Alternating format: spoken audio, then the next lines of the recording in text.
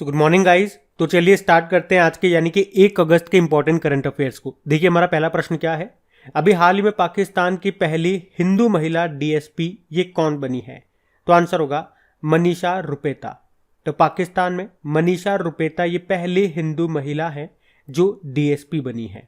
आपको याद होगा कुछ समय पहले पाकिस्तान में सिविल जज नियुक्त होने वाली पहली हिंदू महिला कौन बनी थी? तो आंसर होगा सुमन कुमारी। और जस्टिस आयशा मलिक का नाम याद है, पाकिस्तान की पहली महिला सुप्रीम कोर्ट जज बनी थी ये। अच्छा, वैसे भारत की पहली ट्रांसजेंडर जज कौन बनी थी? ज्योति मोंडल नाम है उनका, पश्चिम बंगाल में बनी थी।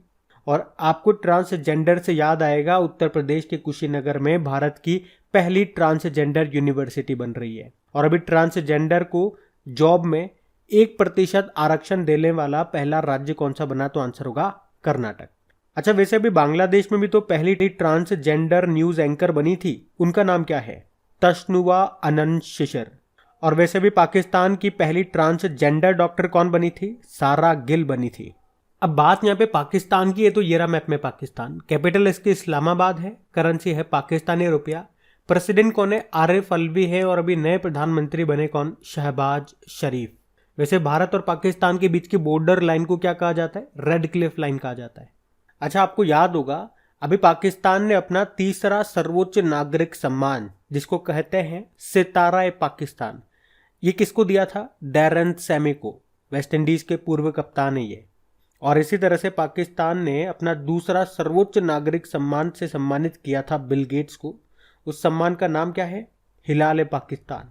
और अभी पाकिस्तान के जो क्रिकेट प्लेयर है बाबर आजम, जो वहाँ के कप्तान है, अभी अंतर्राष्ट्रीय क्रिकेट में सबसे तेज 10,000 रन बनाने वाले एशियाई बल्लेबाज बने थे ये। इन्होंने विराट कोहली का भी रिकॉर्ड तोड़ दिया अभी। और इसी तरह से पाकिस्तान के एक और क्रिकेटर है शाहीन अफरीदी, उनको ICC men's cricketer of the year अभी चुना गया था। और उन्होंने सर गारफील्ड सोबर्स ट्रॉफी भी जीती थी। और ये अवार्ड जीतने वाले वो पहले पाकिस्तानी क्रिकेटर बने। तो ये याद रखना, बढ़ते आगे।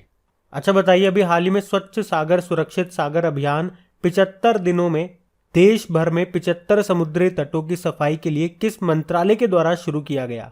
तो आंसर होगा पृथ्वी विज्ञान मंत्रालय। तो अभी अर्थ एंड साइंस मिनिस्ट्री ने स्वच्छ सागर सुरक्षित सागर अभियान के तहत देश भर में 75 समुद्री तटों को 75 दिनों में साफ करने के लिए ये तटीय सफाई अभियान शुरू किया है। और 75 क्यों किया है आप समझ गए ना? आजादी का अमृत महोत्सव। और इस तरह से ये दुनिया में अपनी तरह का पहला और सबसे लंबा समय तक चलने वाला तटीय सफाई अभियान है, जिसमें सबसे अधिक संख्या में लोग भाग ले रहे हैं।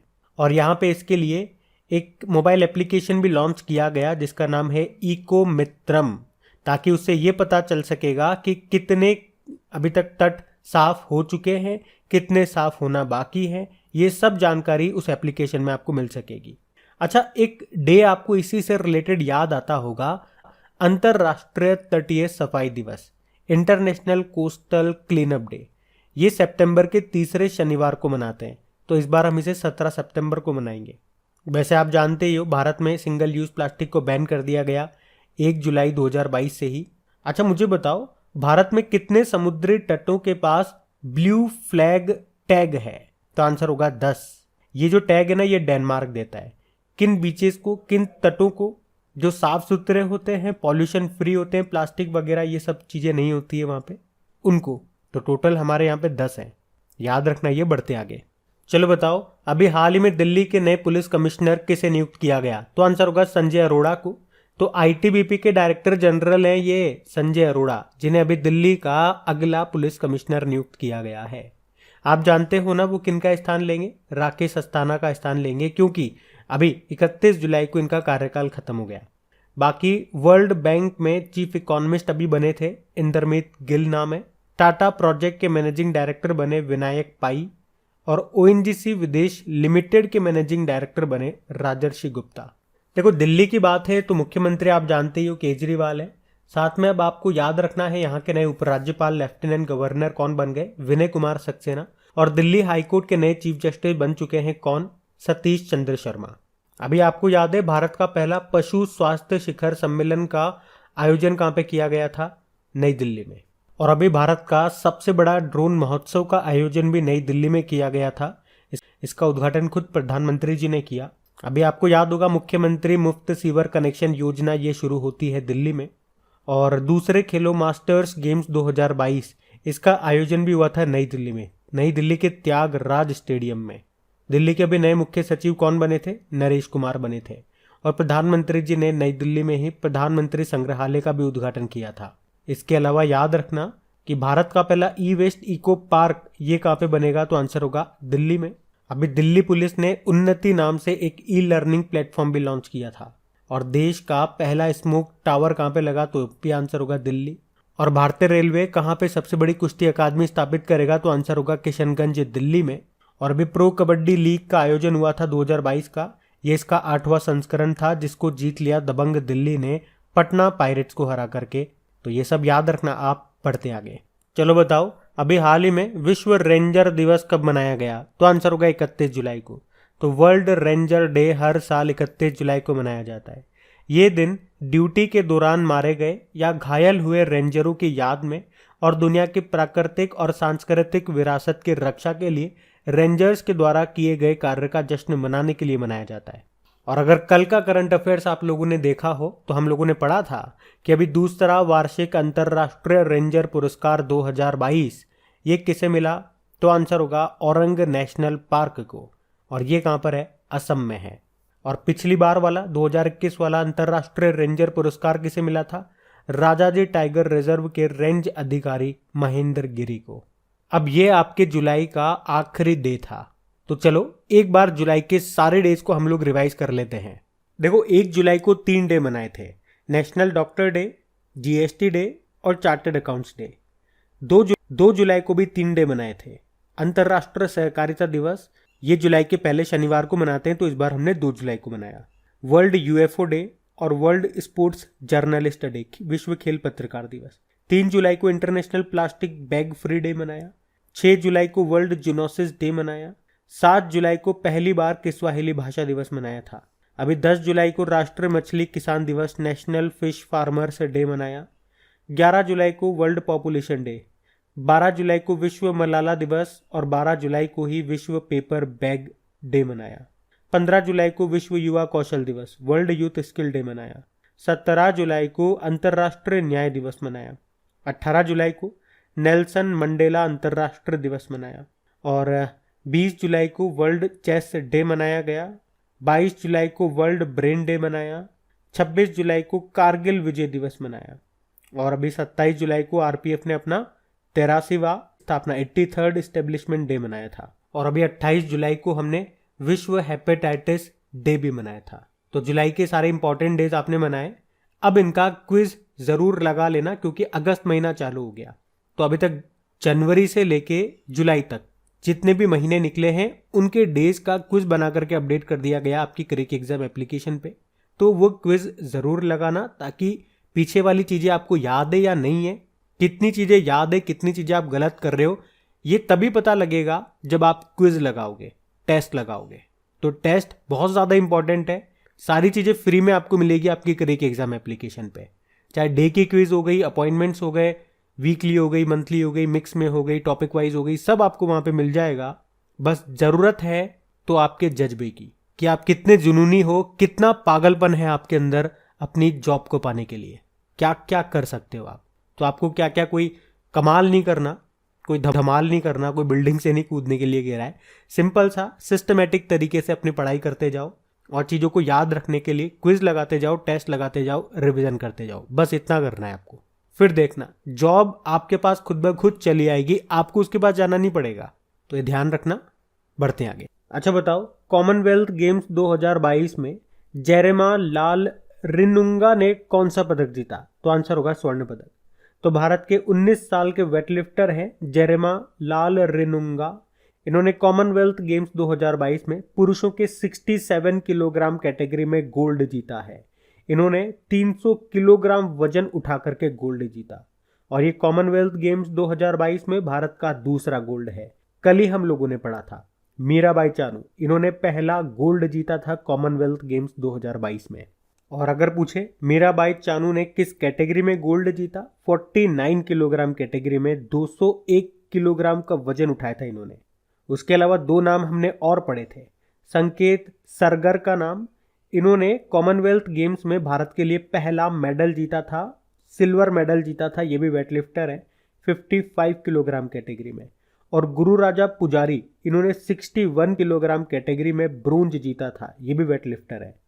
बाकी कॉमनवेल्थ गेम से क्या क्या प्रश्न और याद रख सकते हो अभी तक आप, कि 2022 वाले कहाँ पे हो रहे हैं, बर्मिंघम यूके में। इसका शुभंकर क्या है, मैस्कॉट पैरी द बुल। और पहली बार इसमें महिला क्रिकेट को शामिल किया गया, तो यहां से भी प्रश्न बन जाएगा, भारतीय महिला क्रिकेट टीम की इसमें कप्तान कौन है, हरमनप्रीत कौर। और एक और प्रश्न बनेगा कि इसमें फ्लैग बियरर, भारत के ध्वजवाहक कौन थे, तो 2 जने थे, हमारी एक शटलर है पीवी सिंधु, और भारतीय पुरुष हॉकी टीम के जो कप्तान है मनप्रीत सिंह वो। और एक और प्रश्न बनेगा कि अगले वाले 2026 वाले कॉमनवेल्थ गेम्स कहाँ पे होंगे, तो ऑस्ट्रेलिया के विक्टोरिया में होंगे।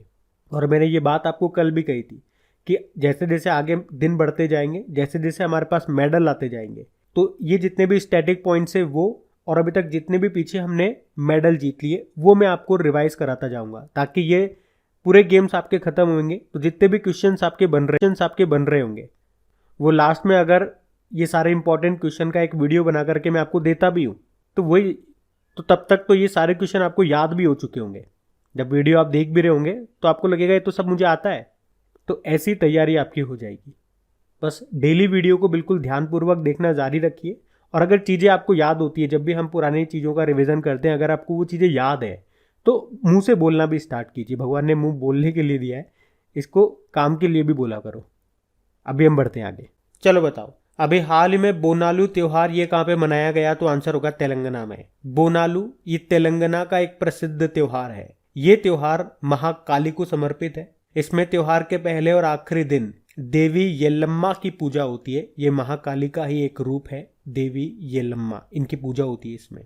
और इसका जो आयोजन है ये हैदराबाद और सिकंदराबाद में किया जाता है। और तेलंगाना में आपको याद होगा एक बथुकम्मा त्योहार भी मनाया जाता है।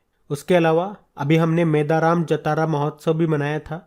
याद रखना ये कुंभ मेले के बाद दूसरा सबसे बड़ा मेला है। अच्छा मुझे बताओ, थाईपुसम त्योहार कहाँ मनाया जाता है? ये तमिलनाडु में मनाया जाता है। और पोंगल भी होता है तमिलनाडु में। आदिपुरम त्योहार ये भी तमिलनाडु का है।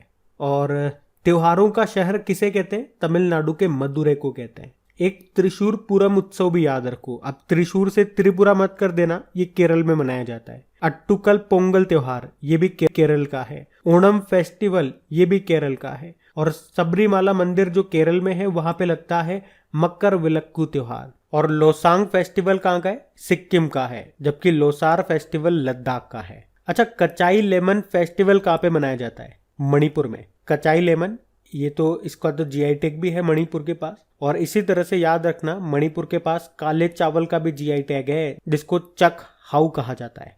तो ये सब याद रखना। बढ़ते आगे। चलो बताओ, जुलाई 2022 में प्रधानमंत्री नरेंद्र मोदी ने कहा भारत के पहले अंतरराष्ट्रीय बुलियन एक्सचेंज इसका उद्घाटन किया? तो आंसर होगा गुजरात में। तो अभी प्रधानमंत्री नरेंद्र मोदी ने गुजरात में भारत का पहला अंतरराष्ट्रीय बुलियन एक्सचेंज यानी कि इंटरनेशनल बुलियन एक्सचेंज लॉन्च किया। ये आयोजन भारत सरकार के तत्वाधान में IFSCA यानी कि अंतरराष्ट्रीय वित्तीय सेवा केंद्र प्राधिकरण के द्वारा किया गया। तो ये IIBX गिफ्ट सिटी गांधीनगर में स्थापित भारत का पहला अंतरराष्ट्रीय बुलियन एक्सचेंज है। ये एक्सचेंज फिजिकल गोल्ड और सिल्वर की बिक्री करेगा। अच्छा, गोल्ड से आपको याद आएगा, अभी वर्ल्ड गोल्ड काउंसिल की रिपोर्ट आई थी, उसके अनुसार वैश्विक स्वर्ण पुनर्चक्रण यानी कि उसके रिसाइकलिंग में भारत चौथे स्थान पे था गोल्ड के रिसाइकलिंग में। और टॉप पे चाइना था। उसके अलावा अभी जियोलॉजिकल सर्वे ऑफ इंडिया के अनुसार बिहार में भारत का सबसे बड़ा स्वर्ण भंडार है। और अभी आपको याद होगा, कल ही पढ़ा है हमने। बताओ किस देश ने मुद्रास्फीति से निपटने के लिए सोने के सिक्के लॉन्च किए? तो आंसर होगा जिम्बाब्वे। वैसे यहाँ पे बात गुजरात की हो रही है, तो ये रहा मैप में गुजरात। देखो, गुजरात की कैपिटल गांधीनगर है, जो कि निर्वाचन क्षेत्र भी है, कॉन्स्टिट्यूएंसी भी है हमारे गृह मंत्री अमित शाह की। और आपको याद है, भारत का पहला पोर्टेबल सोलर रूफटॉप सिस्टम का उद्घाटन कहाँ पे किया गया था? गांधीनगर में। वैसे यहाँ के मुख्यमंत्री कौन है? भूपेंद्र पटेल है। गवर्नर है आचार्य देवव्रत। और आपको याद होगा न्यू डेवलपमेंट बैंक ये गिफ्ट सिटी में कार्यालय खोलने वाली पहली बहुपक्षीय यानी कि मल्टीलैटरल एजेंसी बनी थी। अभी गुजरात सरकार ने ही मुख्यमंत्री मातृशक्ति योजना शुरू की। अभी प्रधानमंत्री जी ने इन स्पेस के मुख्यालय का उद्घाटन कहाँ पे किया था? गुजरात के अहमदाबाद में। इन स्पेस मतलब Indian national space promotion and authorisation centre. और बताओ WHO global centre for traditional medicine की आधारशिला कहाँ पे रखी गई? गुजरात के जामनगर में।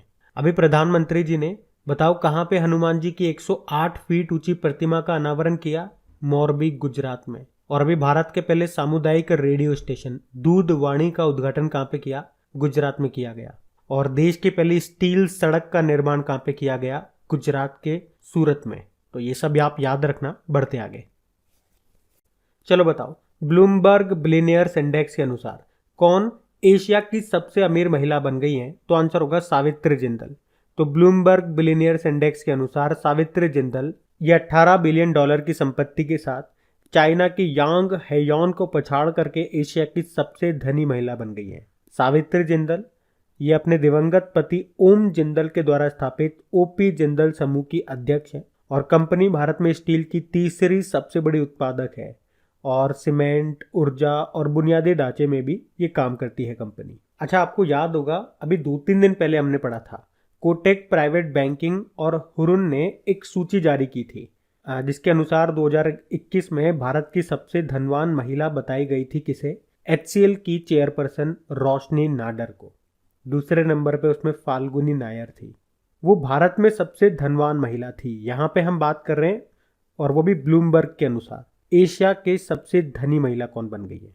तो ये आप थोड़ा सा ध्यान रखना कि किसके अनुसार और किस क्षेत्र में बात कर रहे हैं। भारत में नहीं, पूरे एशिया में बात कर रहे हैं। बढ़ते आगे। फिर बताओ, अभी हाल ही में किस देश के जो पूर्व प्रथम मंत्री और नोबेल शांति पुरस्कार विजेता हैं, इनका नाम है डेविड ट्रिम्बल, इनका निधन हो गया? तो आंसर होगा उत्तरी आयरलैंड। तो नॉर्दर्न आयरलैंड के पूर्व प्रथम मंत्री और नोबेल शांति पुरस्कार विजेता डेविड ट्रिम्बल का निधन हो गया। उन्हें उत्तरी आयरलैंड में खूनी हिंसा को शांत करने और 1998 की गुड फ्राइडे डील का भी वास्तुकार माना जाता है। उन्होंने उत्तरी आयरलैंड में यूके से अलग होने के लिए चल रही हिंसा को शांत किया था, जिसके लिए उनको नोबेल शांति पुरस्कार दिया गया था। तो ये आप ध्यान रखना। बढ़ते आगे। अच्छा बताओ, अभी हाल ही में कोको कोला ने लिम्का स्पोर्ट्स प्रमोशन के लिए किसे साइन किया? तो आंसर होगा नीरज चोपड़ा को। तो कोको कोला कंपनी अपने पॉपुलर ड्रिंक लिम्का का नो फिज और लो शुगर अवतार लिम्का स्पोर्ट्स के नाम से उतारने जा रही है और इसके प्रमोशन के लिए भारत के गोल्ड मेडलिस्ट नीरज चोपड़ा को उन्होंने साइन किया है। कोको कोला ये वैश्विक स्तर पर ड्रिंक सेगमेंट में हेल्दी प्रोडक्ट पर फोकस कर रही है। वैसे आपको बता दूं, नीरज चोपड़ा इससे पहले टाटा AIA लाइफ इंश्योरेंस और गुड डॉट के भी ब्रांड एम्बेसडर है। अभी दीपिका पादुकोण से याद होगा, लुई वुइटन की ब्रांड एम्बेसडर बनने वाली पहली भारतीय बनी थी।